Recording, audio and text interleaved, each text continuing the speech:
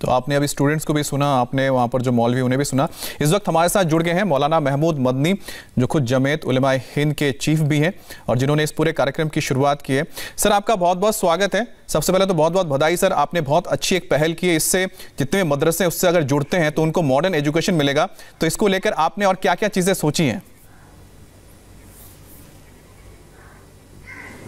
देखिए, दो बहुत मोटी सी बात है कि नेशनल ओपन स्कूलिंग जो है, ये ओपन स्कूलिंग का जो कॉन्सेप्ट है वो इंस्टीट्यूशन के से ज़्यादा स्टूडेंट बेस्ड है।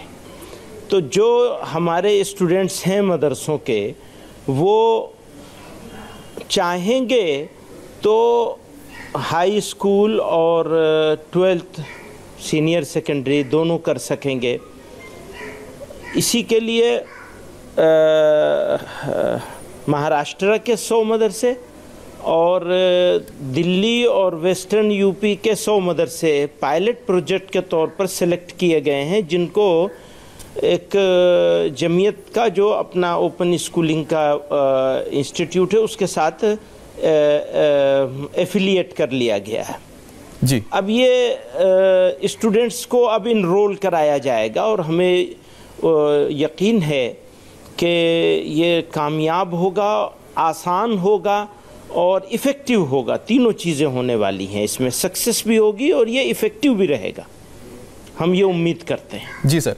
सर, आपका क्या विजन क्या है इससे? क्योंकि जिस तरह से कंप्यूटर एजुकेशन आज के दौर पे बहुत ही अहम हो गया, हर जिंदगी के हर हमारे जो भी फील्ड है उसमें कंप्यूटर्स हो, साइंस हो की बहुत अहमियत है। तो आप किस तरह से देखते हैं कि जो आपके मदरसों में स्कॉलर्स तैयार होते हैं उनके लिए किस तरह से मददगार होगा?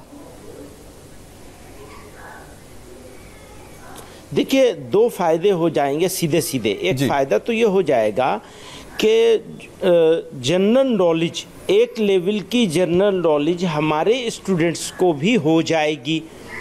दूसरे सर्टिफिकेशन हो जाएगा और उस सर्टिफिकेशन होने की वजह से और एक लेवल की मैथ है, ज्योग्राफी है, साइंस है, हिंदी वगैरह तो है ही है, लैंग्वेज हिंदी इंग्लिश, ये कुछ एक लेवल तक जब अगर किसी इंसान को आ जाए तो उसके लिए रास्ते खुले होते हैं आगे बढ़ने के।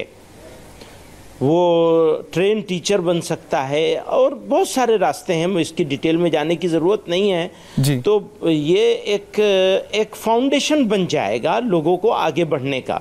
तो मैं समझता हूँ कि ये गेम चेंजर होगा। बिल्कुल सर, आपकी जो ये सोच है मुझे लगता है कि आप ज़रूर कामयाब होंगे। और दूसरी बात सर ये भी है कि जिस तरह से 2001 का एक सेंसस आया था, आपको ये पता होगा, जिसमें बताया गया था कि करीब 60% लिटरेसी है जो मुस्लिम समुदाय है, जबकि अगर पूरे नेशनल को देखा जाए करीब 64 या 65% आती है। तो आपको लगता है कि जो गैप है वो भी खत्म हो जाएगा इससे? ऑफ कोर्स, देखिए, मदरसे अभी तक भी जो मदरसे में तालीम दी जा रही है, जो शिक्षा दी जा रही है, वो लिटरेट तो बना ही रहे हैं जी, पर जो एक सिस्टम में बना हुआ है दुनिया का, उससे बाहर थे। अब ये हमारे स्टूडेंट्स उसके अंदर भी आ जाएंगे, जो लोग इसमें इनरोल कराएंगे, जो आएंगे, जो इंटरेस्ट लेंगे, जो दिलचस्पी लेंगे। अब ये डिपेंड करेगा NIOS के ऊपर भी कि वो लोग कितना फ्लेक्सिबल होते हैं, या उनका जो पैरामीटर है वो तो काफ़ी फ्लेक्सिबल है जी। और मैं समझता हूँ आसान होगा बच्चों के लिए, इनरोल होना भी आसान होगा और कामयाब होना भी आसान होगा। तो बाकी ये है कि जो हमारा ख्वाब है, हमारा ड्रीम है, वो कितना पूरा होगा और क्या रिजल्ट निकलेगा ये तो समय ही बताएगा। जी सर। लेकिन कोशिश हम इसमें पूरी ताकत लगा कर रहे हैं। आज भी हम पुणे आए हुए हैं, जो टीचर्स हैं उनकी ट्रेनिंग यहाँ शुरू कराई है, जो 25 दिन की, 1 महीने की ट्रेनिंग होगी।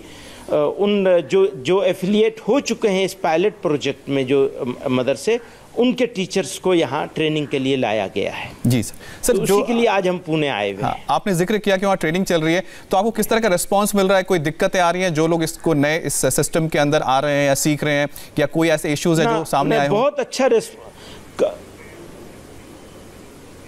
नहीं, हम ये समझते हैं कि कम्युनिटी की तरफ से भी बहुत अच्छा रिस्पॉन्स है।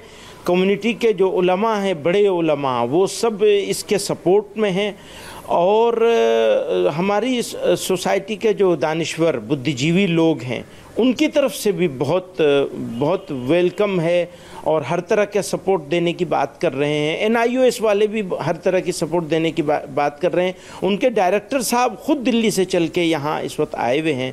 तो मुझे ऐसा लगता है कि ये प्रोजेक्ट तो सक्सेसफुल होगा इंशाल्लाह।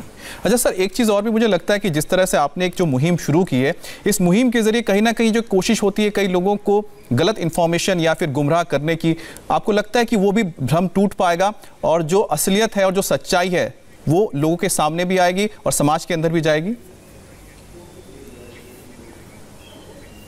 बिल्कुल, ये तो नेचुरल बात है कि जब दोनों तरह के एक आदमी दोनों तरह की एजुकेशन से एजुकेशन लिए हुए होगा तो उसका विजन और उसका प्रेजेंटेशन और उसकी प्रेजेंस सोसाइटी में बिल्कुल डिफरेंट अंदाज में होगी। इसका फ़ायदा तो होने ही वाला है। अच्छा सर, सोसाइटी को भी और कंट्री को भी, दुनिया को भी, इंसानियत को, सबको बेनिफिट हो। बिल्कुल सर, बिल्कुल आपने बिल्कुल सही फरमाया।